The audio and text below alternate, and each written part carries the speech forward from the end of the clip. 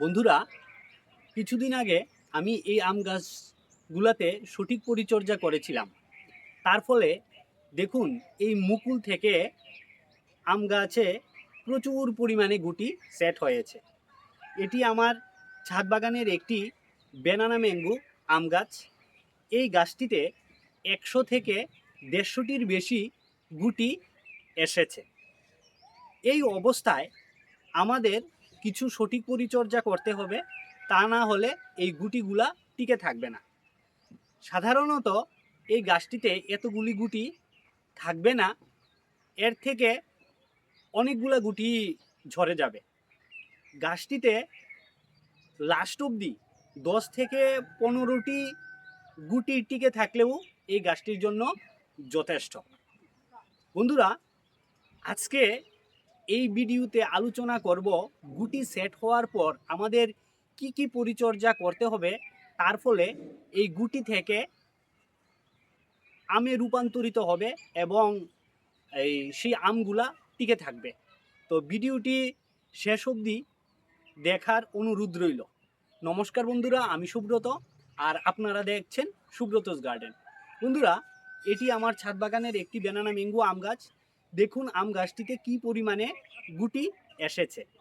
এই অবস্থায় আমাদের কি কি পরিচর্যা করলে গুটিগুলা টিকে থাকবে তা নিয়ে আজকে স্টেপ বাই স্টেপ আমি আলোচনা করব। এই অবস্থায় বন্ধুরা, গাছটিতে প্রচুর পরিমাণে সূর্যালোকের প্রয়োজন। সূর্যালোক কি করে? গাছের মধ্যে যে শালুক সংশ্লেষ প্রক্রিয়া সম্পন্ন হয় তার জন্য সূর্যালোকের প্রয়োজন। 4টি জিনিসের প্রয়োজন হয়: সূর্যালোক, কার্বন ডাইঅক্সাইড, জল আর হচ্ছে ক্লোরোফিল। তো এই অবস্থায় গুটি মটর দানা থেকে একটু বড় হয়েছে, দেখুন প্রত্যেকটি ডালে ডালে প্রচুর গুটি এসেছে। তো এই অবস্থায় আমাদের গাছটিতে প্রচুর পরিমাণ সানলাইট পড়তে হবে। দিনের 6 থেকে 8 ঘন্টা গাছটিতে সূর্যালোক পড়া অত্যন্ত প্রয়োজন। তার জন্য গাছটিকে অবশ্যই সূর্যালোকের মধ্যে রাখতে হবে, ছায়া জায়গায় আপনারা রাখবেন না। তার পাশাপাশি বন্ধুরা, আমাদের এই গুটি সেট হওয়ার পর একটি বুরন 0050 প্রয়োগ করতেই হবে। বন্ধুরা, এই অবস্থায় যদি আমরা বুরন বা 0050 প্রয়োগ না করি তাহলে কি হতে পারে চলুন জেনে নিই। বুরনের অভাবে দেখবেন আমের গুটিগুলি হাত দিলেই ঝরে পড়ছে, হলুদ হয়ে যাচ্ছে এবং গুটির যে নিচের অংশটি রয়েছে সেটি দুর্বল হয়ে যাচ্ছে। তার জন্য আমাদের বন্ধু 15 দিন অন্তর অন্তর বুরন 1 লিটার জলে 1 গ্রাম নিয়ে অবশ্যই আম গাছগুলিতে স্প্রে করতেই হবে। আপনারা যদি এই অবস্থায় বুরন স্প্রে না করেন তাহলে আমের গুটিগুলা টিকবে না, দেখবেন অবশেষে কোনো আমই গাছের মধ্যে থাকবে না। তার জন্য অবশ্যই বুরন এবং 0050 এই অবস্থায় 15 দিন অন্তর অন্তর গাছটিতে প্রয়োগ করতে হবে। মাত্রাটি হবে 1 লিটার জলে 1 গ্রাম বুরন এবং 0050 2 গ্রাম।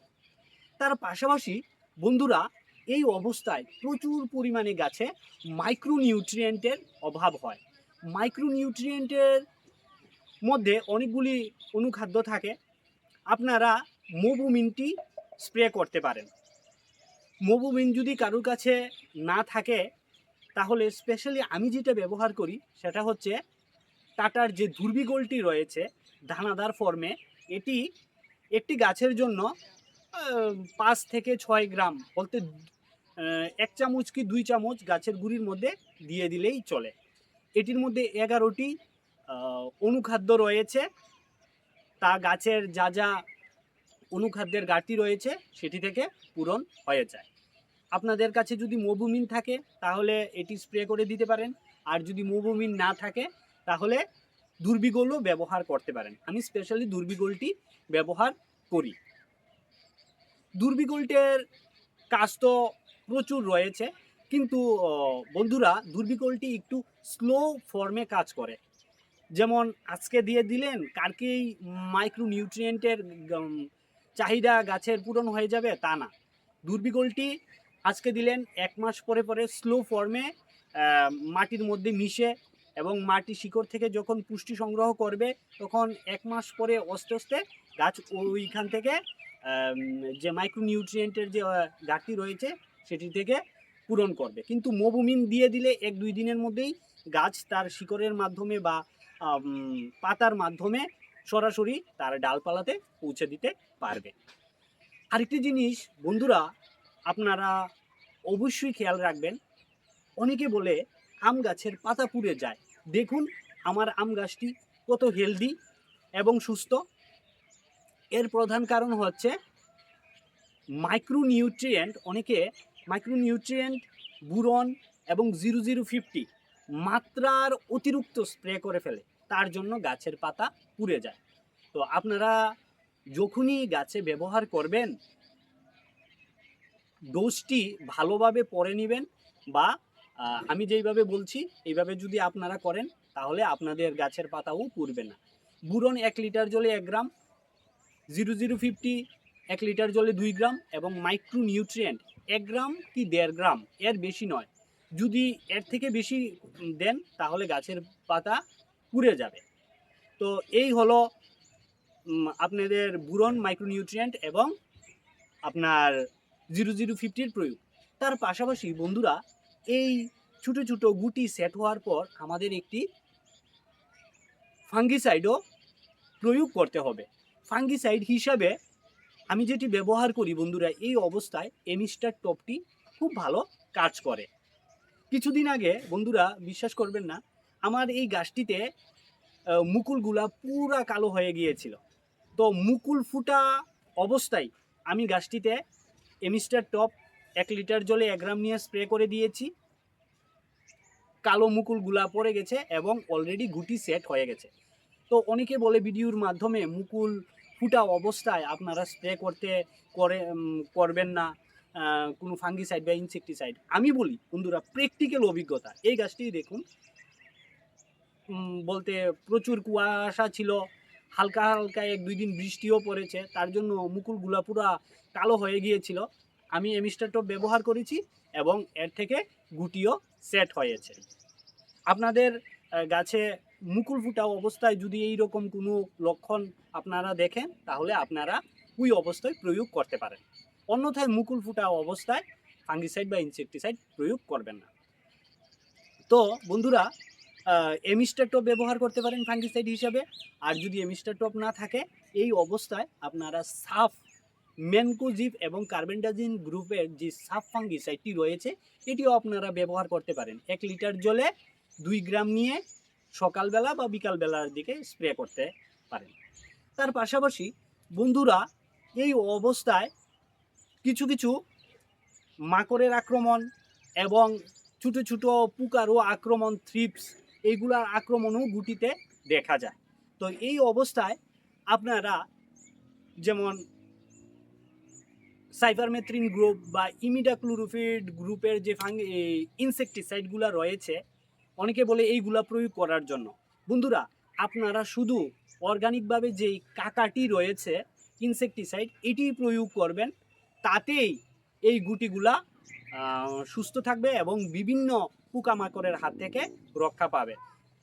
রাসায়নিক কীটনাশক অ্যাকচুয়ালি আম গাছের জন্য প্রচণ্ড ক্ষতিকর।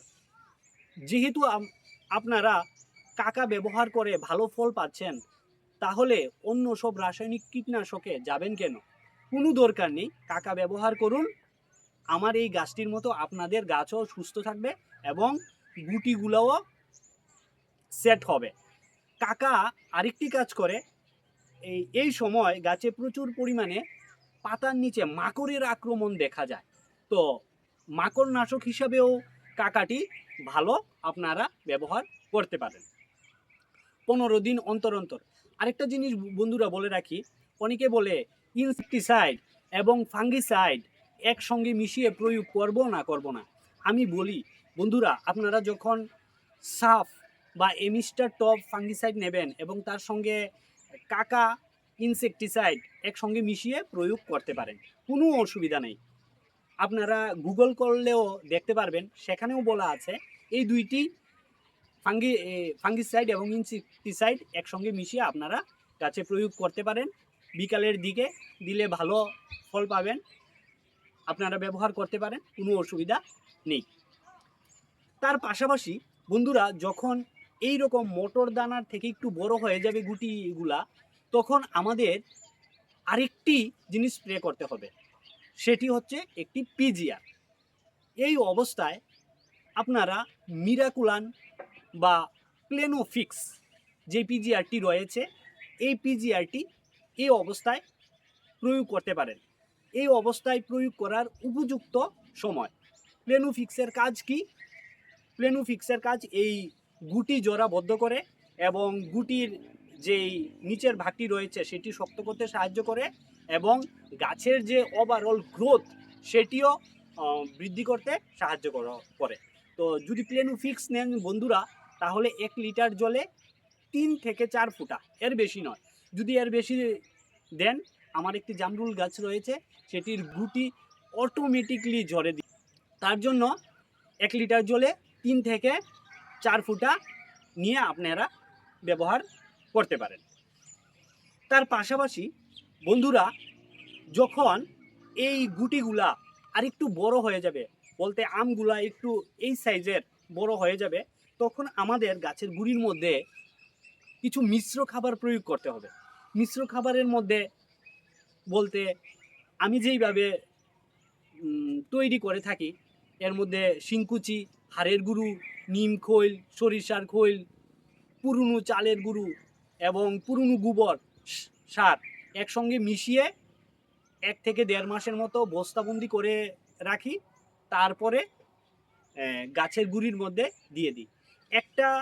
এই রকম একটা গাছের জন্য বলতে 12 থেকে 15 ইঞ্চি গ্রো ব্যাগ বা যারা গ্রো ব্যাগের মধ্যেই যারা করেন, তাদের ক্ষেত্রে 300 থেকে 400 গ্রাম আপনারা মিশ্র খাবার গাছের গুঁড়ির মধ্যে যখন আমগুলা একটু বড় বড় হয়ে যাবে তখন দিয়ে দিতে পারেন এবং এটা খুবই জরুরি। তার পাশাপাশি বন্ধুরা, গাছটিতে এই অবস্থায় নিয়মিত আমাদের জলের ব্যবস্থাপনাটি ঠিক রাখতে হবে। আমরা যদি সকালবেলা জল দিলাম, বিকালবেলা জল দিলাম না, তাহলে এই অবস্থায় গুটি ঝরে যাওয়ার সম্ভাবনা প্রচুর রয়েছে। তার জন্য জলের ব্যবস্থাপনাটি আপনাদের অবশ্যই ঠিক রাখতে হবে, যাতে মাটিটি সম্পূর্ণ আর্দ্রতা বলতে ভিজা ভিজা ভাব থাকে। সকালবেলা ধরেন 1 থেকে 1.5 লিটার জল এইরকম একটি গাছের জন্য, 2-3 বছরের গাছের জন্য, এবং বিকালবেলাও 1 থেকে 1.5 লিটার জল গাছের গুঁড়ির মধ্যে অবশ্যই দিয়ে যাবেন। এটি খুবই দরকারি। যদি এই অবস্থায় আপনারা গাছের গুঁড়ির মধ্যে জল না দেন, তাহলে গুটি ঝরার সম্ভাবনা অনেকটা বেশি রয়েছে। দেখবেন আপনারা সব ধরনের পরিচর্যা করলেন, কিন্তু গাছের গুঁড়ির মধ্যে জল নেই। বিকালবেলা এসে দেখলেন জল পুরা শুকিয়ে গেছে, একদম নেই, তাহলে হবে না বন্ধুরা। অবশ্যই গাছের গুঁড়ির মধ্যে প্রয়োজনীয় জল দিয়ে যেতে হবে সকাল এবং বিকালে। তো বন্ধুরা, এই অবস্থায় এই পরিচর্যাটুকু আপনারা যদি ঠিকভাবে করেন, তাহলে আমার মতো আপনাদের আম গাছেও প্রচুর পরিমাণে গুটি সেট হবে এবং সেই গুটি থেকে আমে রূপান্তরিত হবে।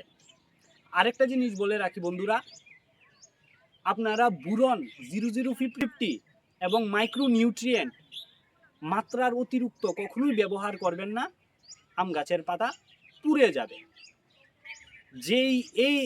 এই ভিডিওতে যেই মাপটা বললাম, ওই মাপে আপনারা ব্যবহার করেন, দেখবেন আপনাদের গাছেও প্রচুর পরিমাণে আমের ফলন হবে। তো আজকের জন্য এতটুকুই। ভিডিওটি যদি ইনফরমেটিভ হয়ে থাকে এবং ভালো লেগে থাকে, তাহলে একটি লাইক দিয়ে চ্যানেলটিকে সাবস্ক্রাইব করার অনুরোধ রইল। সবাই ভালো থাকবেন, সুস্থ থাকবেন। দেখা হবে পরবর্তী অন্য কোনো ভিডিওতে। ধন্যবাদ।